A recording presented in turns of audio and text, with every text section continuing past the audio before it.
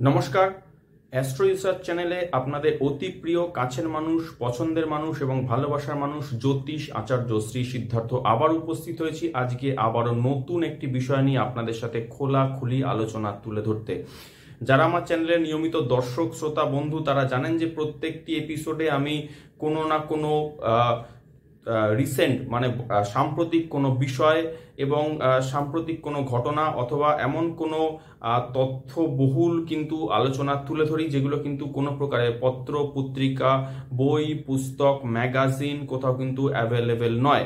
তো বন্ধুগণ, আজকে আমি আপনাদের সামনে আলোচনা করতে চলছি শনি অর্থাৎ স্যাটার্ন। আপনারা জানেন যে মীন রাশিতে প্রবেশ করেছে 29শে মার্চ 2025 নাগাদ এবং সেখানে কিন্তু মাল্টিপল প্ল্যানেটস গোটা 6 প্ল্যানেট মিলিয়ে একটা কিন্তু সংযোগ বা জুতি কিন্তু তৈরি হয়েছে। এবং আপনাদের বলে রাখি যে 28শে এপ্রিল তার ঠিক 29শে মার্চের এক মাস পরে 28শে এপ্রিল 2025 তারিখে শনি প্রবেশ করেছে উত্তর ভাদ্রপদ নক্ষত্রে এবং এই উত্তর ভাদ্রপদ নক্ষত্রে শনির অবস্থিতি থাকবে পরবর্তী প্রায় 2 বছর মতো, অর্থাৎ 28 এপ্রিল 2025 থেকে 2027 সালের 8ই ফেব্রুয়ারি পর্যন্ত শনি অবস্থান করবে মীন রাশিতে উত্তর ভাদ্রপদ নক্ষত্রে। এবং এই যে দীর্ঘ সময় শনির উত্তর ভাদ্রপদ নক্ষত্রে অবস্থান, এটা এর কি কি সিগনিফিক্যান্স, কি কি এফেক্টস, কি কি ইম্প্যাক্টস, কি কি বেনিফিটস এবং এর সর্বমোট মিলিয়ে আমজনতার উপর কি কি এর সুপ্রভাব বেনিফিক এবং ম্যালিফিক কি কি ইম্প্যাক্ট পড়তে পারে এবং আলটিমেটলি এর কি কি প্রতিকার বলা যেতে পারে, সেই সব মিলিয়ে আজকে কিন্তু আপনাদের সামনে আমি একটি গোটা এপিসোড গোটা আলোচনা আমি কিন্তু তুলে ধরতে চলেছি। তাই সকল দর্শক শ্রোতা বন্ধুকে অনুরোধ করব যে শুরু থেকে শেষ অবধি অবশ্যই এপিসোড দেখবেন। এখানে যা আলোচনা করা হয়েছে তা আমার যথেষ্ট লম্বা সময়ের গবেষণা লব্ধ কিন্তু ফসল, যা কিন্তু কোথাও আপনারা অ্যাভেলেবেল পাবেন না। তাই অনুগ্রহ করে চ্যানেলটিকে এপিসোডটিকে শুরু থেকে শেষ অবধি দেখবেন। এবং যারা এখনো পর্যন্ত আমার এই চ্যানেলটিকে অ্যাস্ট্রো রিসার্চ চ্যানেলকে সাবস্ক্রাইব করে ওঠেনি তাদের কাছে আমার স্বনির্বন্ধ অনুরোধ যে অনুগ্রহ করে চ্যানেলটিকে সাবস্ক্রাইব করে পাশে থাকবেন, এর সাথে সাথে লাইক কমেন্ট শেয়ার করবেন। তো চলুন সরাসরি প্রবেশ করা যাক মূল আলোচনায়। বন্ধুগণ, 28 এপ্রিল তারিখে আমি আপনাদের একটু আগে মেনশন করলাম যে শনি প্রবেশ করেছে মীন রাশিতে। অবস্থান তো চলছিলই বিগত এক মাস ধরে, কিন্তু শনি 28 এপ্রিল তারিখে প্রবেশ করেছে উত্তর ভাদ্রপদ নক্ষত্রে। উত্তর ভাদ্রপদ নক্ষত্র হচ্ছে শনির নিজেরই নক্ষত্র এবং শেষ নক্ষত্র। এই উত্তর ভাদ্রপদ নক্ষত্রে শনি থাকছে আপনার 8ই ফেব্রুয়ারি 2027 পর্যন্ত এবং এর মধ্যে কিন্তু শনি একাধিকবার কিন্তু রেট্রোগ্রেড বা বক্রী হয়ে কখনো আপনার ফিরে আসবে পূর্ব ভাদ্রপদ নক্ষত্রের উপর, কখনো বা আপনার চলে যাবে রেবতী নক্ষত্রে। তো এই আগু পিছু মিলিয়ে এই সর্বমোট 2 বছরের মধ্যে আমি আলটিমেটলি 1 বছর প্লাস আরো কিছু বাড়তি সময় মিলে শনি কিন্তু নিট অবস্থান করবে উত্তর ভাদ্রপদ নক্ষত্রে। এবং আপনাদের বলে দিই, এই উত্তর ভাদ্রপদ নক্ষত্রে শনির মতো স্লো মুভিং প্ল্যানেট এবং হেভি প্ল্যানেট অর্থাৎ শনির মতো ধীর গতিতে চলা গ্রহ এবং শনির মতো একটি ভারী গ্রহ অবস্থান যে করবে, এটা কিন্তু একটি অ্যাস্ট্রোলজিক্যালি একটি যথেষ্ট গুরুত্বপূর্ণ ঘটনা। আমি আপনাদের সামনে আলোচনা করতে চলেছি এর এফেক্টস, এর সিগনিফিক্যান্স এবং আমজনতার উপর কি কি ইম্প্যাক্ট পড়বে এবং তার সাথে সাথে বেশ কিছু সরল প্রতিকার, এই সব মিলিয়ে আমি কিন্তু আপনাদের সামনে তুলে ধরছি। তো বন্ধুগণ, কালপুরুষ চার্টের ক্ষেত্রে শনির 3টে নক্ষত্র আছে। যারা জ্যোতিষ নিয়ে কিছুমাত্র চর্চা করেন তারা অবশ্যই জানেন। এই 3টে নক্ষত্রের মধ্যে কিন্তু পুষ্যা রয়েছে, অনুরাধা রয়েছে এবং সর্বশেষ নক্ষত্র হলো উত্তর ভাদ্রপদ বা 26 নম্বর নক্ষত্র, অর্থাৎ 8 নম্বর নক্ষত্র, 17 নম্বর নক্ষত্র এবং 26 নম্বর নক্ষত্র। আপনাদের বলি, এই উত্তর ভাদ্রপদ নক্ষত্র হলো শনির অন্তিম বা শেষ নক্ষত্র এবং আমি যদি একে বলি যে এই নক্ষত্রকে শনির কালমিনেশন পয়েন্ট বলা যেতে পারে, অর্থাৎ শনির এই যে টোটাল কালপুরুষ চার্টের ক্ষেত্রে শনির অন্তিম পরিণতির বিন্দু যদি বলা যেতে পারে তাহলে এতটুকু অতিশয়োক্তি করা হবে না। আপনাদের বলি, শনির 3টে নক্ষত্রই অর্থাৎ 8 নম্বর নক্ষত্র, 17 নম্বর নক্ষত্র এবং 26 নম্বর নক্ষত্র, এই প্রত্যেকটি নক্ষত্রই কিন্তু খুবই শুভ এবং খুবই অসপিশিয়াস এবং বেনিফিক ফল কিন্তু প্রদান করে থাকে। আপনাদের বলি, এই 26 নম্বর নক্ষত্র বা উত্তর ভাদ্রপদ নক্ষত্র কিন্তু খুবই শুভ নক্ষত্র এবং এটি একটি ম্যাচিওর নক্ষত্র এবং এবং এটি কিন্তু এবং সাথে সাথে এটি ভীষণই ব্যালেন্সড নক্ষত্র এবং এই হিসেবে একে কিন্তু মান্যতা দেওয়া হয়ে থাকে। আপনাদের বলি যে 26 নম্বর নক্ষত্র মীন রাশিতে অবস্থিত এবং ঘটনা হচ্ছে এই নক্ষত্রে যে 4টি পদ বা 4টি পা, সেই 4টি পাই কিন্তু মীন রাশিকেই কভার আপ করবে।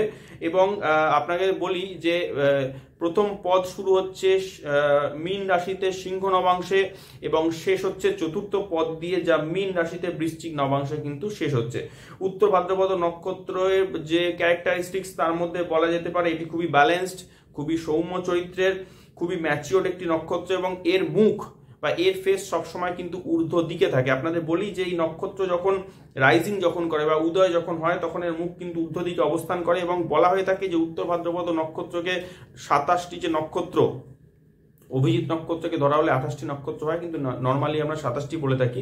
তো এই টোটাল নক্ষত্র কুলের মধ্যে সব থেকে জ্ঞানী, গুণী এবং বুদ্ধিমান নক্ষত্র বলা হয়ে থাকে। এবং এই নক্ষত্রের যা যা কোয়ালিটিস তার মধ্যে পড়ছে আপনার উইজডম, ইন্টেলিজেন্স ইত্যাদি থাকবে। এবং সেই উইজডম বা ইন্টেলিজেন্স যেগুলো এই নক্ষত্র অ্যাকোয়ার করে রেখেছে সেটা কিন্তু আপনাদের বলি সেগুলো কিন্তু প্র্যাকটিক্যাল নলেজের মাধ্যমেই গেইন কিন্তু এই নক্ষত্র করে থাকে। অর্থাৎ এরকম যে হয় বহু নর্মাল ক্ষেত্রে যদি আমরা ধরি যে কোনো প্রকার নলেজ যেগুলো কিন্তু পুঁথিগত বিদ্যা হয়ে থাকে, না, এই নক্ষত্রে অধীত নলেজ কিন্তু সম্পূর্ণভাবে প্র্যাকটিক্যাল গেইনড নলেজ। এবারে আপনাদের বলি যে মকর এবং কুম্ভ রাশিতে শনি থাকাকালীন যা যা শিক্ষা শনি গ্রহণ করেছেন সেইগুলিকে টোটাল সেই শিক্ষাকে কিন্তু সংশ্লেষিত করে বা সিনথেসিস করে তার নির্যাস যদি কিছু বার যদি করা হয়ে থাকে তো সেই নির্যাসটুকু ধারণ করে থাকে এই 26 নম্বর নক্ষত্র বা উত্তর ভাদ্রপদ নক্ষত্র। বলা হয়ে থাকে যে এই নক্ষত্রের মধ্যে কিন্তু বৃষ্টিকে আহরণ করার শক্তি থাকে। এই নক্ষত্রের যে আধার চিত্র সেই চিত্র থেকে অনেকটা পরিষ্কার চলে আসে। সেটা হচ্ছে যে আকাশে ঘন কালো মেঘপুঞ্জ এবং নিচে কিন্তু সবুজ শস্যক্ষেত্র। আপনাদের বলি এই নক্ষত্রের দেবতা হলেন আহির ভূ ধন্যা এবং যিনি হলেন একাদশ রুদ্রের মধ্যে একটি রুদ্র। পূর্ব ভাদ্রপদ নক্ষত্র যা এর ঠিক আগের নক্ষত্র অর্থাৎ 25 নম্বর নক্ষত্র, তার দেবতা হলেন আজা এক পদা, তিনিও কিন্তু একাদশ রুদ্রের মধ্যে একটি রুদ্র। কিন্তু তফাৎ হচ্ছেন যে এই আজা এক পদা তিনি হলেন কিন্তু ক্রুয়েলটি মানে নিষ্ঠুরতা কিন্তু দানকারী একজন রুদ্র। কিন্তু উত্তর ভাদ্রপদ নক্ষত্রের যিনি দেবতা অর্থাৎ আহিরভূ ধনিয়া তিনি কিন্তু হলেন একজন সাইলেন্ট ওয়ার্কার, যিনি কখনো কিন্তু কোনো প্রকারের প্রচারে আলোকে কিন্তু আসেন না এবং তিনি কিন্তু ব্যাকগ্রাউন্ডে থেকে নীরবে নিজের কাজ কিন্তু করে যান। স্বভাবে যেন মনে হয় যে খুবই লেজি, খুবই অলস, কিন্তু ইনি কিন্তু মেডিটেটিভ স্টেটে থাকেন। এবং আপনাদের বলি যে ইনার যে নেচার সেটা হচ্ছে ভীষণই গোল ওরিয়েন্টেড, অর্থাৎ কিন্তু বলা যেতে পারে যে লক্ষ্যের বিষয়ে কিন্তু ভীষণই সচেতন এবং ভীষণই পেশেন্স বা ধৈর্য কিন্তু এই নক্ষত্রের অধিপতি তিনি রাখেন। বলা হয়ে থাকে যে এই নক্ষত্রের যা নেচার তা হলো নিজ কার্য নিখুঁতভাবে সম্পাদনের জন্য যদি এনাকে মাসের পর মাস বছরের পর বছরও যদি চুপ করে অপেক্ষা করতে হয় তাহলে কিন্তু ইনি তাই করবেন এবং সঠিক সময়ের জন্য ইনি অপেক্ষা করবেন এবং সঠিক সময় এসে ইনি কিন্তু যে কাজটি করবেন যেটাই কিন্তু করবেন সেটা কিন্তু তখন লাইমলাইটে আসবে এবং সেই কার্য সুষ্ঠুভাবে যে সম্পাদন করার মানসিকতা সেটাও কিন্তু এই নক্ষত্রের মধ্যে কিন্তু রয়েছে। আপনাদের বলি যে 26 নম্বর নক্ষত্রকে বলা হয় থাকে, যেহেতু আমি বললাম যে খুবই গোল ওরিয়েন্টেড নক্ষত্র, তো যারা জাতক আছেন তারা কিন্তু কথা বেশি বলেন না, নীরবে নিজের কাজ কিন্তু করে যান। এবং এই নক্ষত্রের কোয়ালিটি হলো যে কোনো জটিল পরিস্থিতির মধ্যে কিন্তু সঠিক সমাধান এনারা বা জাতকরা কিন্তু আনতে পারেন এবং বলি যে এমন সমাধান সেই নক্ষত্রে জাতক আনবেন যে সমাধান কিন্তু সর্বজনগ্রাহ্য বা ইউনিভার্সালি অ্যাকসেপ্টেড হবে। আপনাদের বলি যে উদাহরণস্বরূপ বলা যেতে পারে যে 3 জন ব্যক্তি যদি কোনো প্রকার বিতর্কে জড়িয়ে থাকে এবং সেখানে যদি এই উত্তর ভাদ্রপদ নক্ষত্রের চতুর্থ কোনো ব্যক্তি যদি কোনো সমাধান পয়েন্ট যদি তুলে ধরেন, সমাধান যদি বাতলে দেন, তাহলে দেখা যাবে যে 3 জন ব্যক্তির কাছেই কিন্তু এই সমাধান কিন্তু অ্যাকসেপ্টেবল বা গ্রহণীয় হবে। ফলে এই নক্ষত্রের জাতকেরা খুবই কিন্তু রেসপেক্টেবল হন এবং মানুষজন এনাদের কাছে কিন্তু আসেন সুপরামর্শের জন্য। 26 নম্বর নক্ষত্র বা উত্তর ভাদ্রপদ নক্ষত্রের যিনি দেবতা সেই আহিরভূ ধন্যা, তার দায়িত্ব হলো পৃথিবী বা ধরিত্রীর উর্বরতা শক্তিকে রিস্টোর করা এবং মেনটেন করা। অনেক বিশেষজ্ঞ বলে থাকেন যে এটি হলো মৃত্যুসজ্জার শেষ দুটি পদ। যেহেতু মীন রাশিকে মোক্ষ প্রাপ্তি রাশি বলা হয় এবং তার সাথে সাথে প্যারালালি এই মীন রাশি হলো ত্যাগেরও কারক, এমনকি দেহত্যাগেরও রাশি হলো মীন রাশি। আপনারা জানেন, কারণ কালপুরুষ চক্রের দ্বাদশ ভাব হচ্ছে মীন এবং এই রাশিকে কিন্তু মোক্ষ লাভের এবং ত্যাগের মোক্ষ লাভের কারকত্ব দেওয়া হয়েছে, ত্যাগের কারকত্ব দেওয়া হয়েছে। শুধু তাই নয়, এবং এটি কিন্তু দেহত্যাগ বা শেষ একটা জীবন যদি শুরু হয় মেষ রাশি দিয়ে, তাহলে মীন রাশিতে এসে কিন্তু সেটা শেষ হয়, ফলে দেহত্যাগের কারকও কিন্তু এই রাশি। এবং বলা হয়ে থাকে যে পরলোক যাত্রা কারকও কিন্তু এই রাশিকে সূচক হিসেবে কিন্তু মান্যতা দেওয়া হয়ে থাকে।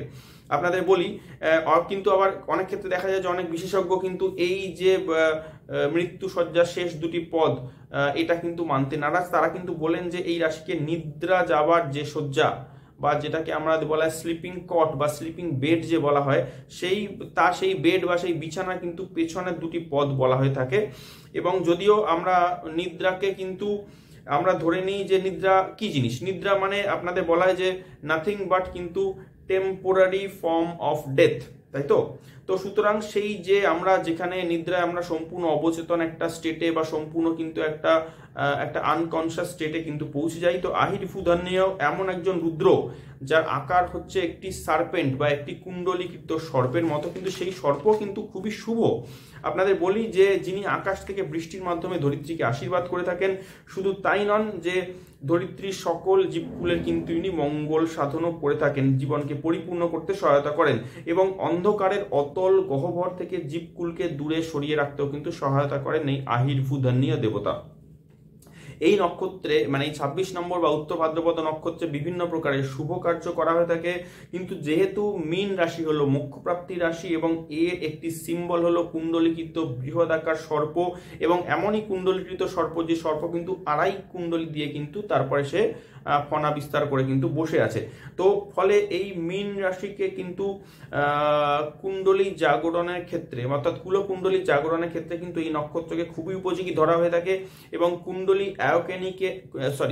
অ্যাওকেনিং এর বা কুণ্ডলী জাগরণের সূত্রপাত হয় আপনাদের বলে দিই শনির যে এর আগের যে নক্ষত্র অর্থাৎ অনুরাধা নক্ষত্র বা 17 নম্বর নক্ষত্র দিয়ে, এবং যার চরম বা যার কিন্তু আলটিমেটাম স্টেট কুণ্ডলী অ্যাওকেনিং এর যে আলটিমেটাম স্টেট সেটা কিন্তু হলো উত্তর ভাদ্রপদ নক্ষত্র বা 26 নম্বর নক্ষত্র। এই নক্ষত্রের মধ্যে শনি এবং বৃহস্পতি উভয় গ্রহেরই কিন্তু গুণাবলী বা কোয়ালিটিস বর্তমান, তার সাথে সাথে কেতুরও গুণাবলী বর্তমান। এমনকি দেখা গেছে যে নেপচুন গ্রহেরও কিছু গুণাবলী এই নক্ষত্রে বিদ্যমান।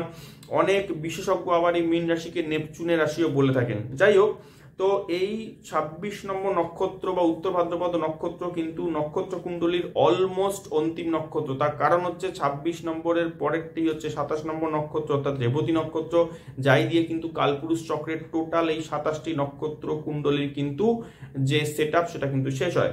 তো যেহেতু এটি অলমোস্ট এটি একটি অন্তিম নক্ষত্র কুণ্ডলীর মধ্যে এবং এটি মোক্ষকারক রাশি মীনে অবস্থিত, তো সুতরাং ত্যাগকারক নক্ষত্র হিসেবে সন্ন্যাস নেওয়া নক্ষত্র হিসেবে এবং বানপ্রস্থের কারক নক্ষত্র হিসেবেও কিন্তু উত্তর ভাদ্রপদকে মান্যতা দেওয়া হয়ে থাকে। আপনাদের বলি, উত্তর ভাদ্রপদ নক্ষত্রে যদি দেখা যায় যে কারকতা জোরালো, তো বহু মানুষের ক্ষেত্রে এরকম প্রবণতা আসার সম্ভাবনা প্রবল যে দেখা গেল যে এখন যেহেতু শনি উত্তর ভাদ্রপদ নক্ষত্রে থাকবে অন্তত আগামী 1.5 বছরের মতো সময়, তো বহু মানুষের মধ্যে কিন্তু কোনো কিছুকে ত্যাগ করার, সংসার ত্যাগ করার বা প্রবলভাবে স্পিরিচুয়ালি ইনক্লাইন্ড হওয়ার, বানপ্রস্থে যাওয়ার বা সন্ন্যাস নেওয়ার কিন্তু প্রবণতা বাড়বে। এবং এর কারণ মনে রাখতে হবে যে শনি কিন্তু এই নক্ষত্রে লম্বা সময়ের জন্য কিন্তু অ্যাক্টিভ থাকবে। শনি এই যে বহু মানুষের মধ্যে এই যে 28শে এপ্রিল 2025 থেকে 2027 সালে 8ই ফেব্রুয়ারি পর্যন্ত লম্বা সময় উত্তর ভাদ্রপদে অবস্থান করাকালীন বহু মানুষের মধ্যে যে ত্যাগের প্রবণতা বাড়বে, এটা একদিকে ভালো সাইন, কিন্তু খেয়াল রাখতে হবে যে এই ত্যাগটা যেন কোনো ভালো প্রবণতা যেন ত্যাগ না হয় বা কোনো মানে শুভ কোনো কিছু ত্যাগ না হয়। আমার বক্তব্য হচ্ছে যে এই ত্যাগটি যেন কোনো প্রকারের খারাপ কোনো অভ্যাস যেন ত্যাগ হয়। অর্থাৎ যেরকমভাবে খারাপ কোনো অভ্যাস, কোনো প্রকার কুপ্রবৃত্তি, সেটা ত্যাগের চেষ্টা করতে পারলে ভালো। এবং এই সময় আমি আপনাদের বলি, এই সময় চেষ্টা করুন সেলফ ডিসিপ্লিন থাকতে, প্র্যাকটিক্যাল থাকতে এবং ওয়াইজ বা জ্ঞানী থাকতে চেষ্টা করুন। এই সময় বেশি করে কিন্তু স্পিরিচুয়াল থাকতে, বেশি করে পড়াশোনা বা নানা প্রকারের যে অকাল্ট সায়েন্স সেই সব নিয়ে কিন্তু নিজেকে নিয়োজিত রাখতে। যেহেতু দুটি ভিন্ন টাইপের গ্রহ বৃহস্পতি এবং শনি উভয়েরই প্রভাব জাতকের উপর পড়তে থাকবে, ফলে এই নক্ষত্রের কারকতা যাদের উপর আছে সেই সব জাতককে কিন্তু নেচারে কিছুটা আনপ্রেডিক্টেবল করতে পারে। কিরকম ভাবে? যেহেতু এই নক্ষত্র ডিসিশন মেকারও বটে, কিন্তু সেই ডিসিশন কোন দিকে যাবে সেটা কিন্তু প্রেডিক্ট করা কঠিন ব্যাপার হয়ে যাবে এই নক্ষত্রের যারা যেসব জাতকের উপর কারকতা খুব জোরালো পড়বে তাদের কথা বলছি। এবারে এই 26 নম্বর বা উত্তর ভাদ্রপদ নক্ষত্রের আরেকটি নেগেটিভ দিকও আছে, সেটা হচ্ছে যে দেখা যাবে যে জাতকের মধ্যে হঠাৎ করে প্রচুর পরিমাণে রাগ বা ক্রোধ কিন্তু তৈরি করবে। ক্রোধ হয়তো কিছু পরে প্রশমন হয়ে যাবে বা কমে যাবে, কিন্তু একটা স্পেসিফিক আমি পয়েন্ট এখানে মেনশন করছি যে উত্তর ভাদ্রপদ নক্ষত্র রাইজিং এর সময় যদি কোনো শত্রুতা শুরু হয়, কোনো লড়াই বা ফাইট যদি শুরু হয়, তাহলে তা কিন্তু লম্বা সময় ধরে কিন্তু চলতে থাকবে, এটা দেখা গেছে। এবং আপনাদের বলি যে এমন ব্যক্তি কি করে, নিজের মনের মধ্যে কিন্তু রাগ পুষে রাখবে এবং ভেতরে ভেতরে জ্বলতে জ্বলতে অপেক্ষা করতে থাকবে কখন রিভেঞ্জ বা প্রতিশোধ আমি নিতে পারবো। আপনাদের উদাহরণস্বরূপ বলি, শনি উত্তর ভাদ্রপদ নক্ষত্রে প্রবেশ করেছে 28 এপ্রিল 2025 এবং ধারাবাহিকভাবে লম্বা সময় উত্তর ভাদ্রপদ নক্ষত্রে অবস্থান করবে। নক্ষত্রের নেচার ওয়াইজ আপনি মিলিয়ে দেখুন, যদি আপনি ইন্টারন্যাশনাল যদি আপনি ঘটনার মধ্যে যদি আপনি নজর যদি করেন, দেখুন 22 এপ্রিল কিন্তু পাকিস্তানের তরফে ভারতবর্ষের কাশ্মীরে, জম্মু কাশ্মীরে পহেলগামে যে নারকীয় হত্যাকাণ্ড ঘটানো হয়েছে, এবং তার ঠিক পরবর্তী সময় অর্থাৎ 26 এপ্রিল অনওয়ার্ডস কিন্তু ভারতবর্ষ কিন্তু রিভেঞ্জ বা প্রতিশোধ নেওয়া কিন্তু স্টার্ট করেছে। হ্যাঁ, স্ট্র্যাটেজিক্যালি প্রতিশোধ নেওয়া শুরু হয়েছে, ইনডাইরেক্টলি প্রতিশোধ নেওয়া শুরু হয়েছে, আস্তে আস্তে ডিরেক্টলি প্রতিশোধ কিন্তু ভারতবর্ষ কিন্তু পাকিস্তানের উপর নেবে। কিন্তু সব থেকে যেটা বড় যেটা ক্যারেক্টারিস্টিক যেটা আমি মেনশন করলাম, যে শত্রুতা বা যে লড়াই বা যে ফাইট যেটা শুরু হবে সেটা কিন্তু লম্বা সময় ধরে চলতে থাকবে, এবং যিনি এটা করবেন তিনি কিন্তু মনের মধ্যে রিভেঞ্জ বা প্রতিশোধ কিন্তু পুষে রেখে তারপর কিন্তু তার ইম্প্যাক্ট তিনি কিন্তু তার শত্রুর উপর প্রদান করবেন। ঠিক এই বিষয়টাই কিন্তু ভারতবর্ষের তরফ থেকে উত্তর ভাদ্রপদ নক্ষত্রের কারকতা হিসেবে কিন্তু পাকিস্তানের উপর অ্যাপ্লাই হচ্ছে এবং আগামী দিনেও হবে। আমি আমার এর আগের এপিসোডে যেখানে আমি পাকিস্তান নিয়ে দুটি এপিসোড আপনাদের সামনে তুলে ধরেছি, শেষ যে পাকিস্তানি এপিসোড আমি আপনাদের সামনে তুলে ধরেছি যে বাতাসে বারুদের গন্ধ, যুদ্ধে কাউন্টডাউন শুরু, সেই এপিসোডটি একটু কাইন্ডলি দেখে নেবেন। সেখানে কিন্তু ধরে ধরে পয়েন্ট ওয়াইজ কিন্তু আমি মেনশন করে দিয়েছি এই ধরনের এই ঘটনাগুলো, দেখবেন সেটা কিন্তু উত্তর ভাদ্রপদ নক্ষত্রের ক্যারেক্টারিস্টিক্সের সাথে কিন্তু হুবহু মিলে যাচ্ছে। আলোচনায় ফিরে আসি। যদি দেখা যায় যে এই নক্ষত্রের মধ্যে শুভ কর্ম করার জন্য যে পেশেন্স যদি থেকে থাকে সেটা কিন্তু খুবই ভালোভাবে কিন্তু কাজ করবে। আপনাদের বলি যে এই নক্ষত্রের মধ্যে শুভকর্ম করার যে পেশেন্স সেটা যেমন ভালো কাজ করার জন্য কাজে লাগানো যেতে পারে, তেমনি রিভেঞ্জ নেওয়ার জন্য এই পেশেন্স বা এই ধৈর্য কিন্তু খুব খারাপভাবেও কাজে লাগানো যেতে পারে, যেটা ভারতবর্ষের তরফ থেকে কিন্তু পাকিস্তানের উপর অ্যাপ্লিকেবল চলছে। আপনাদের বলি যে এইগুলো হলো মোটামুটিভাবে এই নক্ষত্রের নেগেটিভ কোয়ালিটিস। এবার পজিটিভ কোয়ালিটিসের কথায় চলে আসি। পজিটিভ কোয়ালিটিসের মধ্যে হলো যে এই নক্ষত্র একজন ব্যক্তিকে চরমভাবে আধ্যাত্মিক করতে পারে, খুবই নলেজেবল করতে পারে, খুবই জ্ঞানী করতে পারে, ভীষণই ভালো বক্তা করতে পারে, খুব ভালো নেগোসিয়েটার বা মধ্যস্থতাকারী করতে পারে, খুব ভালো একজন মোটিভেশনাল স্পিকার করতে পারে, খুব ভালো প্রবলেম সলভার তৈরি করতে পারে, এবং একজন পেশেন্ট লিসেনার মানে একজন ধৈর্যবান শ্রোতা তৈরি করতে পারে এই নক্ষত্রের কারকতা যদি কোনো ব্যক্তির উপর পড়ে। এছাড়া একজন ব্যক্তিকে খুবই ডিসিপ্লিনড বা ব্যালেন্স তৈরি করতে পারে এই নক্ষত্র, এবং ফ্যামিলি বা পরিবারের প্রতি ভীষণ রকম দায়িত্ববান এবং ভীষণ রকম কিন্তু রেসপন্সিবলও করে তোলে এই নক্ষত্র। সাথে সাথে এই উত্তর ভাদ্রপদ নক্ষত্র আচমকা কিন্তু কোনো প্রকারে বড় উপার্জন এবং বেনিফিটসও কিন্তু জাতককে এনে দিতে পারে, বিশেষ করে যদি দেখা যায় যে জাতকের চার্টে এই নক্ষত্রের প্রভাব খুব বেশি হয় বা এই নক্ষত্র যাদের চার্টের ক্ষেত্রে অ্যাক্টিভ রয়েছে তাদের জন্য এরকম যোগ এখন শনি কিন্তু তৈরি করে ফেলেছে। ফলে কোনো প্রকারে গিফট বা উপহারের মাধ্যমে, উত্তরাধিকারের মাধ্যমে কিন্তু আপনি বা আপনারা কিন্তু বেনিফিটস কিন্তু পেতে পারেন। নেগেটিভ সাইড যদি আলোচনা করি তাহলে এই যোগ কিন্তু প্যারালালি আপনার একাকিত্ব কিন্তু বাড়িয়ে তুলতে পারে, আপনাকে নির্জন বাস বা সলিটিউডের দিকে কিন্তু ঠেলে দিতে পারে এবং দেখা যাবে যে আপনি হয়তো মানুষজনের সঙ্গ কিন্তু এড়িয়ে চলতে পছন্দ করছেন। কারো কারো ক্ষেত্রে দেখা যেতে পারে যে এই যোগের ক্ষেত্রে কিন্তু অতিরিক্ত কিন্তু গসিপিং টেন্ডেন্সি কিন্তু তাদের মধ্যে তৈরি হতে পারে, কারোর মধ্যে অতিরিক্ত পরিমাণে কমপ্লেন্ট মাইন্ডেড বা অতিরিক্ত পরিমাণে কিন্তু অভিযোগ করার প্রবণতা কিন্তু তৈরি করতে পারে। এছাড়াও কিন্তু দেখা যেতে পারে আপনাকে বা জাতককে কিন্তু রিউমার মঙ্গার কিন্তু তৈরি করতে পারে, অর্থাৎ আপনি কিন্তু নানা প্রকারের কিন্তু মানে গুজব কিন্তু আপনি ছড়াতে পারেন এবং আপনি ইনডিসিপ্লিনড বা লেজি হতে পারেন। আপনার মধ্যে কিন্তু প্রোক্রাস্টিনেশনের প্রবণতা এনে দিতে পারে, অর্থাৎ আপনার মধ্যে টাল বাহানা করার কিন্তু প্রবণতা বাড়তে পারে। যেরকম ভাবে বলি যে আজকের কাজকে আগামীকালে কাজকে কিন্তু আপনি পরের দিন, এই প্রবণতা কিন্তু আপনার মধ্যে কিন্তু গ্রো করতে পারে এবং যদি শত্রুতাও যদি করায় তাহলে কিন্তু সেই শত্রুতাও কিন্তু লং টার্ম শত্রুতা কিন্তু করাতে পারে। চলে আসি পরের পয়েন্টে। এবারে চলে আসি শরীর বা স্বাস্থ্য নিয়ে আলোচনায়। শরীরের ক্ষেত্রে কি কি সমস্যায় গোচর ফল দিতে পারে উত্তর ভাদ্রপদ নক্ষত্র নির্দেশ করে সেটা নিয়ে কিছু আলোচনা করা যাক। উত্তর ভাদ্রপদ নক্ষত্র নির্দেশ করে আমাদের যেখানে স্টমাক বা যেখানে পাকস্থলী শেষ হচ্ছে এবং তার নিচের অংশ শুরু হচ্ছে, ঠিক সেই সংযুক্তের স্থানটিকে, সেই সংযুক্তি স্থানটিকে কিন্তু নির্দেশ করে উত্তর ভাদ্রপদ নক্ষত্র। প্লাস এই উত্তর ভাদ্রপদ নক্ষত্র কিন্তু শরীরের ডান দিককে নির্দেশ করে। আচ্ছা, আপনাদের প্রশ্ন তুলে ধরি কি কি সমস্যা আসতে পারে। সমস্যার বলতে হার্নিয়ার সমস্যা দিতে পারে, পায়ের কোনো প্রকার সমস্যা দিতে পারে, মাংসপেশি বা মাসেলস নিয়ে সমস্যা দিতে পারে, মহিলাদের মধ্যে রিউম্যাটিজম বা গেটে বাতের সমস্যা আসতে পারে, এছাড়া কনস্টিপেশন বা কোষ্ঠকাঠিন্যের সমস্যা আসতে পারে।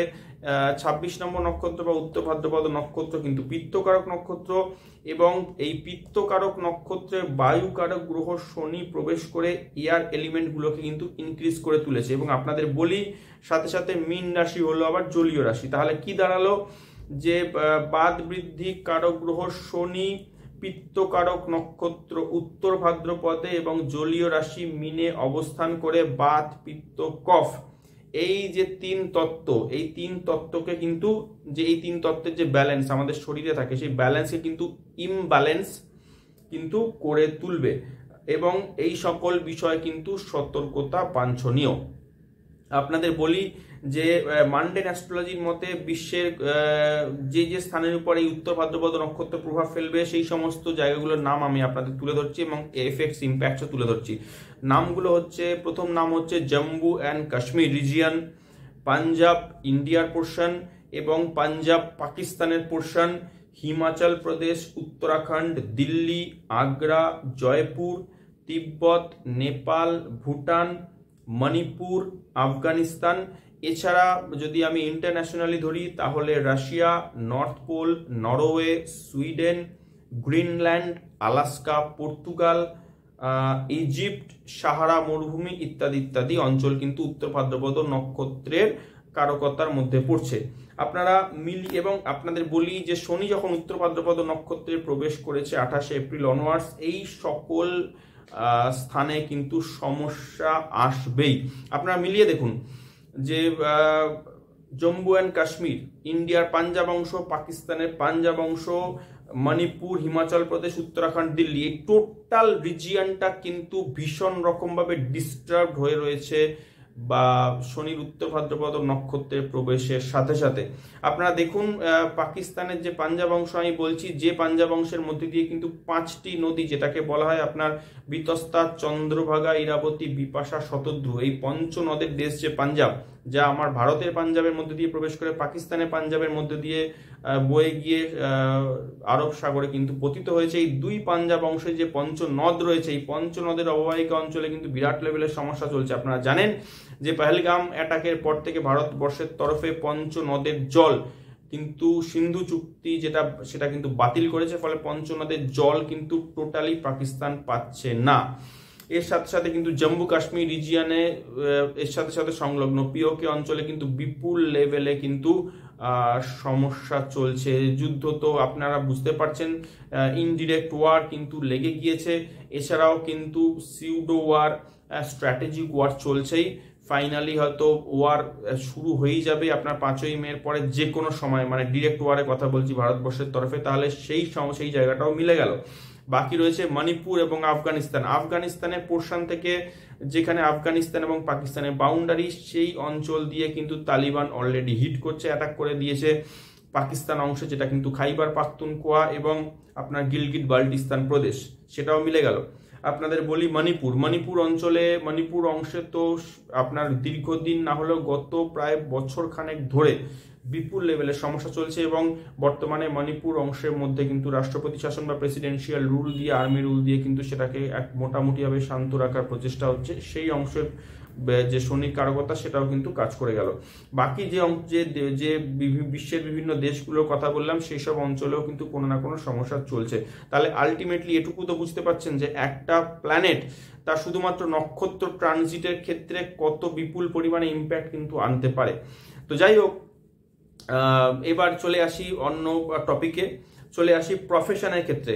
প্রফেশন বা জীবিকার কথা যদি আমি ধরি, তাহলে উত্তর ভাদ্রপদ নক্ষত্র কিন্তু নির্দেশ করে বসে কাজ বা যেগুলো সিটিং জব। যেমন আপনাদের বলি যে librarian, watchman, group C group D clerk, এছাড়াও কম্পিউটার অপারেটর, অ্যাকাউন্টেন্ট, এইসব পেশা বা জীবিকা কিন্তু নির্দেশ করে উত্তর ভাদ্রপদ নক্ষত্র। এছাড়াও যারা তন্ত্র মন্ত্র বা ইত্যাদির সঙ্গে যুক্ত যারা লোকজন, যারা অকাল সায়েন্সের সঙ্গে যুক্ত যারা লোকজন, যারা যোগা প্র্যাকটিস যারা করেন সেই যোগা প্র্যাকটিশনার, যারা কিন্তু রেইকি হিলার বা যারা রেইকি টিচার যারা রয়েছেন, এছাড়াও যারা সাধু বা যারা সন্ন্যাসী, যারা মঙ্কস, যারা হারমিট,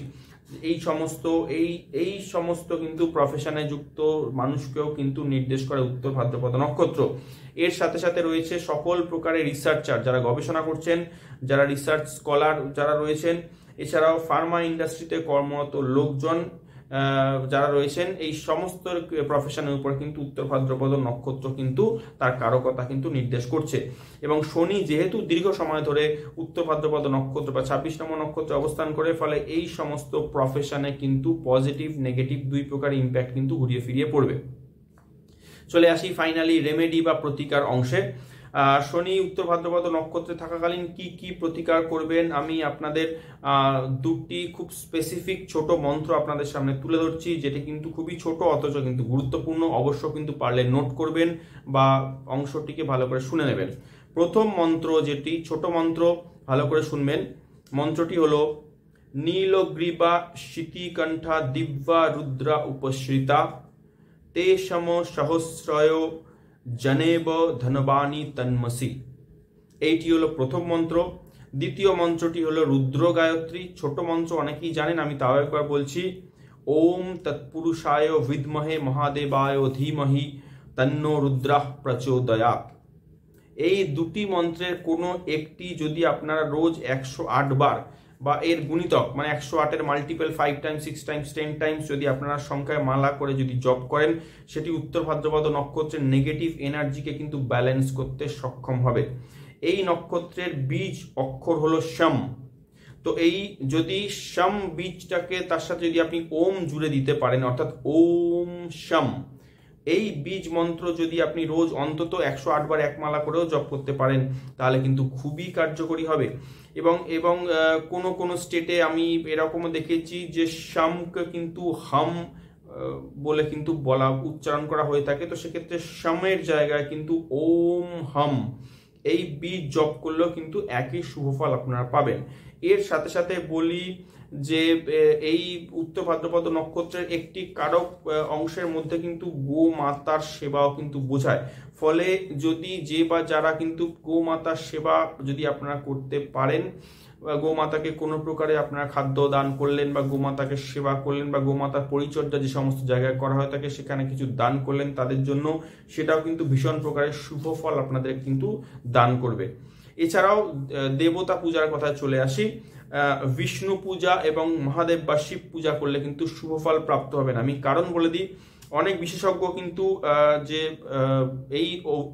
যে উত্তর ভাদ্রপদ নক্ষত্রের যিনি দেবতা আছেন অর্থাৎ আহিরভূ ধনিয়া, এনাকে কিন্তু বিষ্ণুর শেষনাগ হিসেবে কিন্তু ব্যাখ্যা করে থাকেন। আবার অনেকে এই নক্ষত্রের অধিপতি দেবতাকে কিন্তু মহাদেবের কণ্ঠে জড়িত থাকা যে মহাসর্প তার সঙ্গেও কিন্তু তুলনা করেছেন। তাহলে কি দাঁড়ালো, এই নক্ষত্র মহাদেব এবং শ্রী বিষ্ণুর এনার্জিকে কিন্তু রিপ্রেজেন্ট করছে। ফলে যদি আপনারা এই দুই মুখ্য দেবতা অর্থাৎ ভগবান মহাদেব এবং ভগবান শ্রী বিষ্ণুর যদি পূজা করতে পারেন তাহলে শুভ ফল অবশ্য করে প্রাপ্ত হবেন। এবং বাকি যা যা প্রতিকার বলেছি আপনাদের শুরুতে সেইগুলোকে যদি ফলো করেন তাহলে আপনারা উত্তর ভাদ্রপদ নক্ষত্রে শনি ট্রানজিট বা গোচর চলাকালীন সময়কে কিন্তু নিজের মতো করে ইউটিলাইজ করে যথেষ্ট ধারাবাহিক কিন্তু শুভ ফল আপনারা লাভ করতে পারবেন। তো বন্ধুগণ, এই হলো আজকের আমার শনির উত্তর ভাদ্রপদ নক্ষত্রের ট্রানজিটে কি কি আমার সিগনিফিক্যান্স, কি কি আমার ইম্পর্টেন্স, কি কি আমার এফেক্টস এবং কি কি আমার রেমেডি, তা সবই কিন্তু আপনাদের সামনে আমি এই এপিসোডের মাধ্যমে তুলে ধরলাম। আশা করব ভিডিওটি আপনাদের সকলের ভীষণই ভালো লেগেছে এবং রুচিকর মনে হয়েছে। যদি ভালো লেগে থাকে অবশ্য করে চ্যানেলটিকে সাবস্ক্রাইব করে পাশে থাকবেন, সাথে সাথে লাইক কমেন্ট শেয়ারও করবেন। তো বন্ধুগণ, আজকের মতো এটুকুই। ফিরে আসছি আগামী এপিসোডে নতুন কোনো আলোচনা নিয়ে, নতুন কোনো বিষয় নিয়ে আপনাদের সাথে খোলাখুলি আবারও কথা বলতে। ততক্ষণের জন্য সকলের থেকে সময় চেয়ে নিচ্ছি। প্রত্যেকের কাছে অনুরোধ, ভালো থাকবেন, সুস্থ থাকবেন, আনন্দে থাকবেন এবং সতর্ক থাকবেন। জয় ভগবান শ্রী রামকৃষ্ণদেবের জয়, জয় জগৎ জননী শ্রী শ্রী মায়ের জয়। পাশে থাকার জন্য সকল দর্শক শ্রোতা বন্ধুকে অনেক অনেক ধন্যবাদ। নমস্কার।